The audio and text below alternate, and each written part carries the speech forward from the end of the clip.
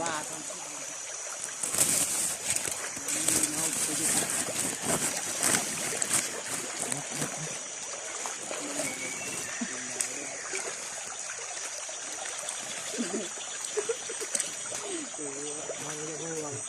ปลดออก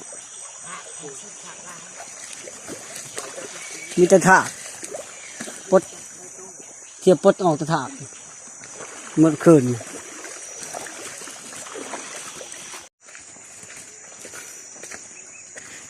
เสียแล้วเกิดย่างห้องมันเสียละปลามันเหียแล้วเกิดยังอยู่ในตีนแต่ย่างในพื้นมันออก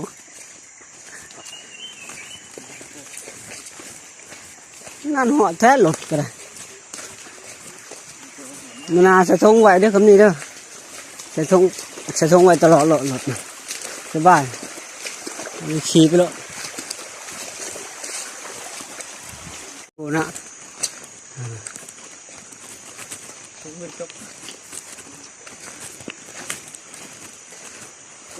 ตัวเองยังเชี่ยวตลอดเลย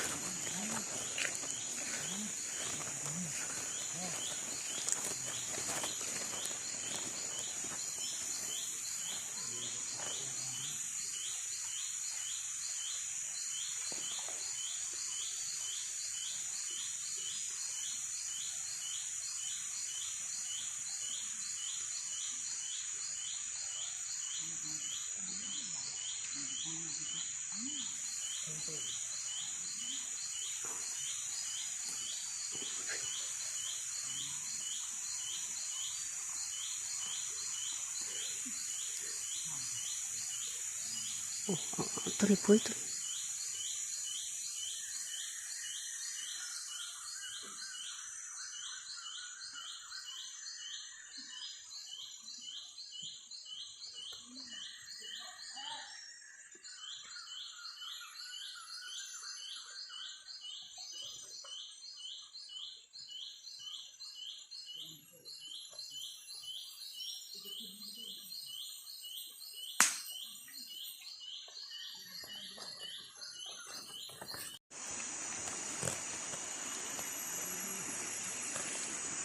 สภาพตอนกลับ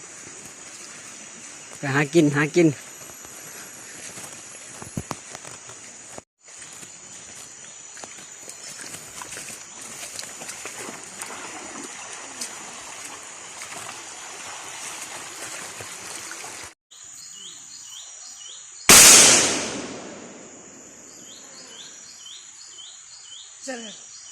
รู้สึก